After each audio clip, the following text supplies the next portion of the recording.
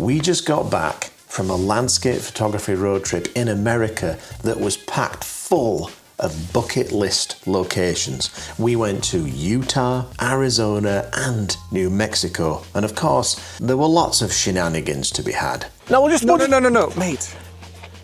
Burn them. My thumb slipped. I was looking, and then I did the thing and hit the delete, and now they're gone. Please don't tell him. I'm gonna have to. Do you guys smell that? Something's foul. Why would anyone choose this life?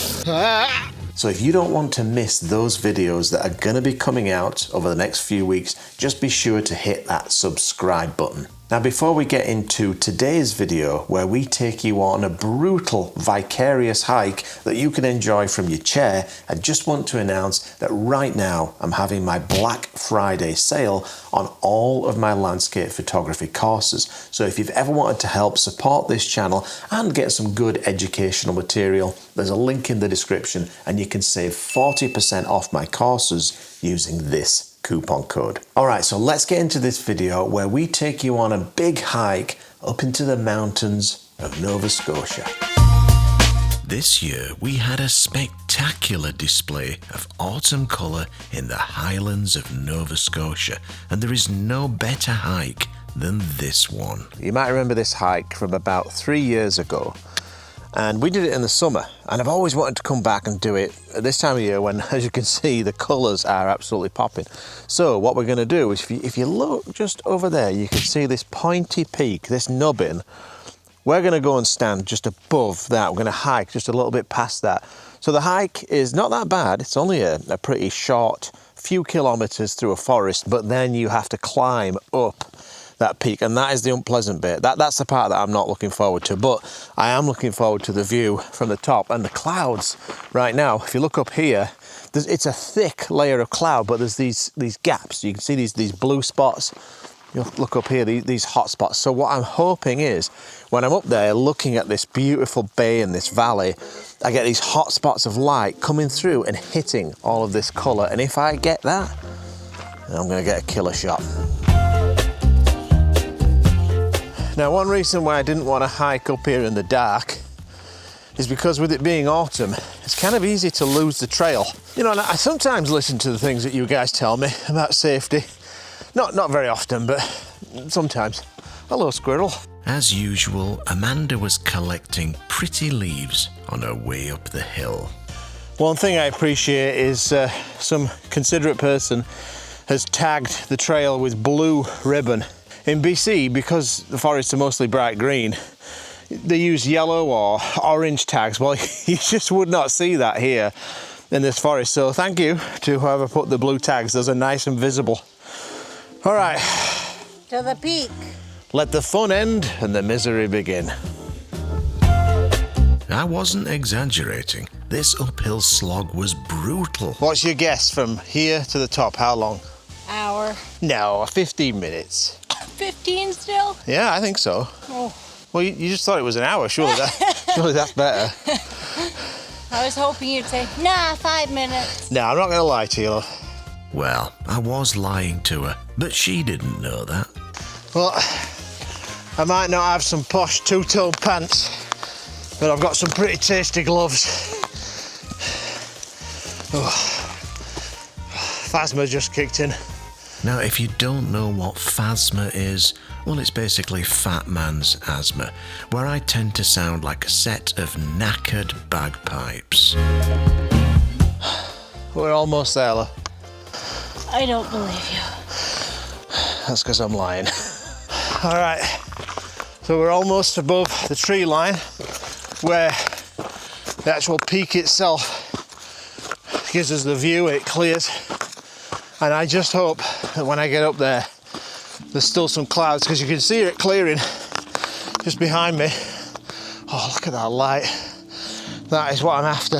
Please hold out, wait for me to get up there before you clear.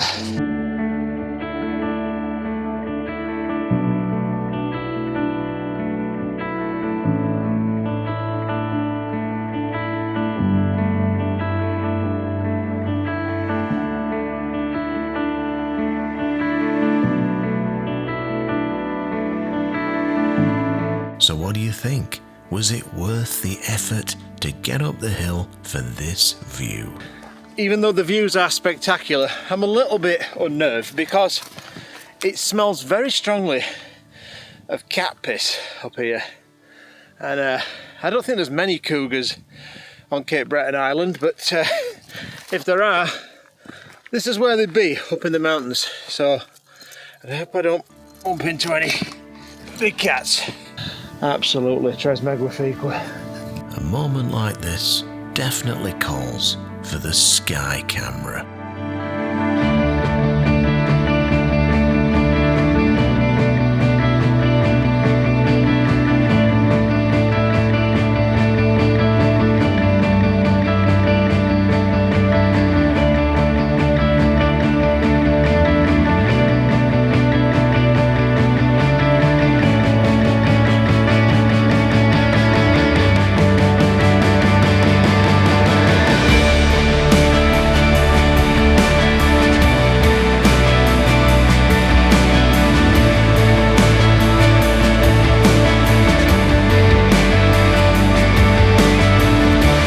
So for the last 10-15 minutes, I've been running around in a frenzy, just capturing lots of handheld frames from different elevations, different foregrounds, and I'm trying to capture as much colour as I can because obviously this is why I'm here, it's for all this spectacular colour.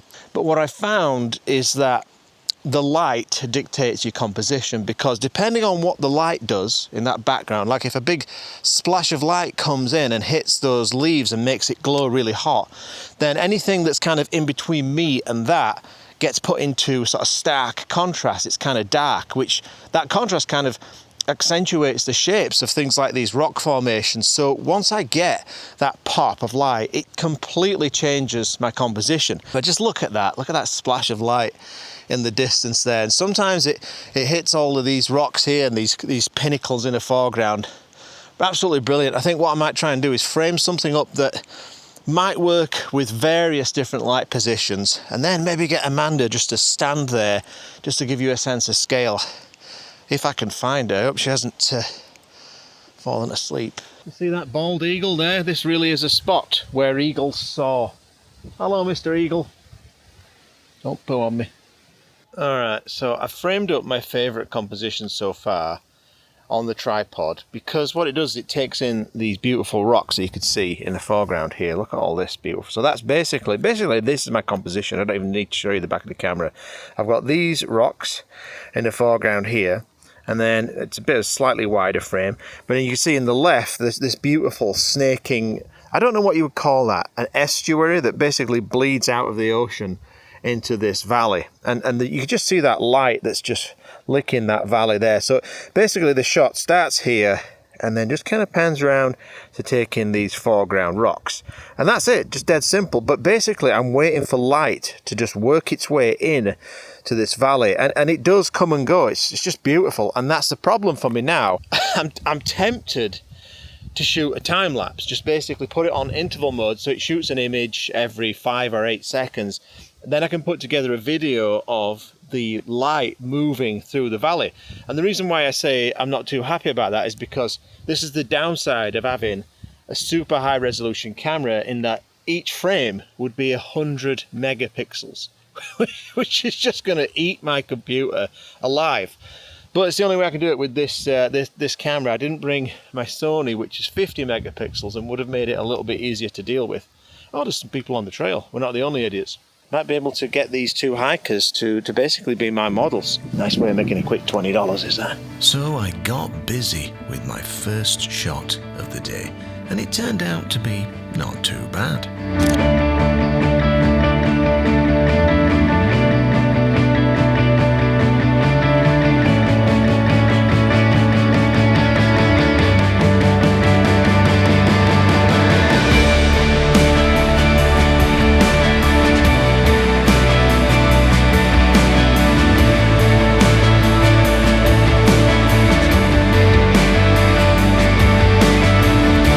Not a bad shot that, but I tell you what, I'm starving.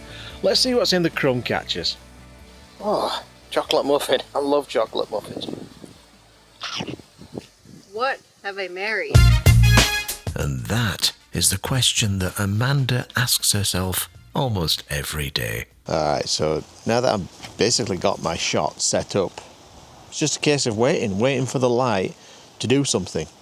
I think this composition is going to work regardless of where the light hits, but probably what I'm going to do is shoot many frames with the light in different positions and then just blend them together. But you never know. The light just might hit perfectly and I get a killer shot. We'll see. Alright, so we've been here, what would you say, love, about an hour? 2 hours. I think an hour. 2 hours. No, not 2 hours. And I'm a little bit concerned because neither one of us brought waterproofs, and way off in the distance there I can see rain. Because if you look over here, look at the clarity that you're seeing, and then as we move further east it gets more and more hazy, and that is rain coming in. So I'm hoping that it bypasses us. I'm quite glad it's coming because I might get something interesting happen where I'm directing my camera. I just don't want it to land on us because we don't have waterproofs. And I just got my new jacket. Do you like my new jacket? Turd brown. Lovely colour. And wouldn't you know it, just as I predicted, the magic began to happen. So I was right about that rain that came in, and it's creating absolutely beautiful light ray right now, which is just moving right across the scene.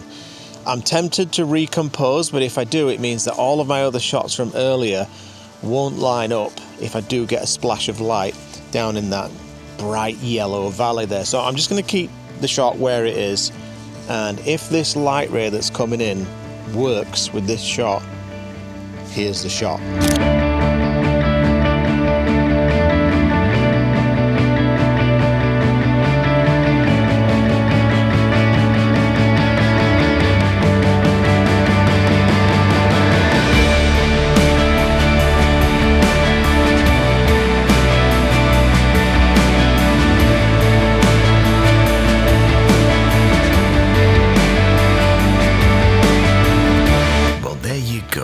Proof positive that good things do come to those who wait and climb up mountains.